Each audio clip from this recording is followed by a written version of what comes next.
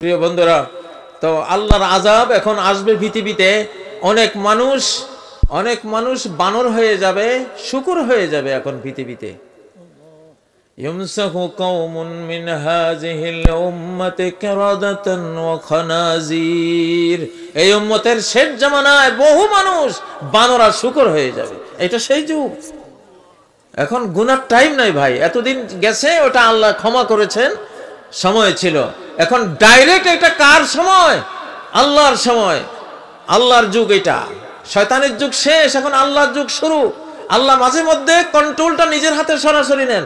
নূহ আলাইহিস সালাম যখন দোয়া করেছিলেন, তখন একটা সময়ের জন্য ক্ষমতা আল্লাহ নিজ হাতে নিয়ে গেছেন, কাফেরদেরকে ডুবিয়ে দিয়েছেন মহাপ্লাবনে, আর নূহ আলাইহিস সালামকে বাঁচিয়ে দিয়েছিলেন জাহাজে চড়িয়ে।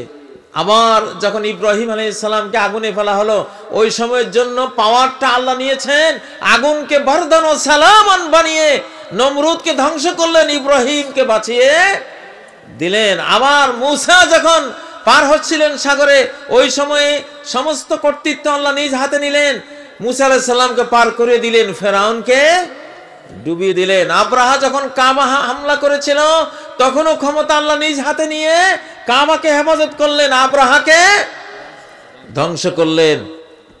এই সময়টা যে আমরা এখন আছি, শেষ জামানা, পাওয়ারটা এখন কার হাতে? আল্লাহর হাতে, ইনশাআল্লাহ। এইবার বড় মিয়াদের মার খাওয়ার সময়। বিশ্বের যত বড় মিয়া আছে সবাই এখন মার খাবে। আসল যিনি বড়, তার হাতে এখন মার খাবে। এই জন্য আমি শুরুতে একটা আয়াত পড়েছি, ওয়াহুয়াল কাহিরু ফাওকা ইবাদিহি। তার বান্দাদের উপরে তিনিই ক্ষমতাবান, বান্দাদের কোনো ক্ষমতা নাই। ও ভাইয়েরা, এখন এমন একটা যুগে আমরা এসে পড়েছি, আল্লাহর দিকে ফিরে আসব, আল্লাহর দ্বীনের দিকে ফিরে আসব, কোরআনের দিকে ফিরে আসব, আলেম ওলামা, ইসলামিক দল, তাদেরকে ভোট দেব ইনশাআল্লাহ। অনেকে বলবেন যে হুজুর রাজনীতি করেন ওয়াজ মাহফিলে। বাবারে, এই রাজনীতি না করে সর্বনাশ করে ফেলছি, ঠিক না?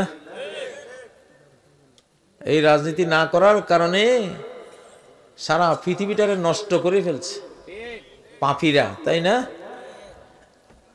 বিশ্বের অবস্থা তো দেখেন। তো এখন যদি আলেমরা রাজনীতি না করে, তাহলে এই পৃথিবী আর বাঁচার কোনো সুযোগ নাই। এই জন্য আলেমদেরকে এখন রাজনীতিতে আসতে হবে, কোরআন দিয়ে তারা বিশ্বকে চালাতে হবে ইনশাআল্লাহ। প্রিয় ভাইয়েরা, আমি আর কথা লম্বা করব না। আপনাদের এখানে আমি এসেই শুনলাম যে আপনারা 10টা, 10:30টার মধ্যে আপনারা শেষ করে দেন মাহফিল। এটাই উচিত। অনেক জায়গাতে গিয়ে দেখি ওয়াজ করতে করতে করতে 12টা, 12:30, 1টা, পরে একজনও তারা ফজর পায় না, ফজরের নামাজ কাজা করে। তো এই ওয়াজ তো ভালো না। যে ওয়াজে ফজর ঠিক থাকবে, তাহাজ্জুদ ঠিক থাকবে, তাই না, সেই ওয়াজটাই তো ভালো। কানাইঘাটের এখানে এসে খুব ভালো লাগলো। এখানে আমি শুনেছি হযরত আশরাফ আলী থানভী রহমতুল্লাহ আলাইহির প্রধান খলিফা এখানে ছিলেন।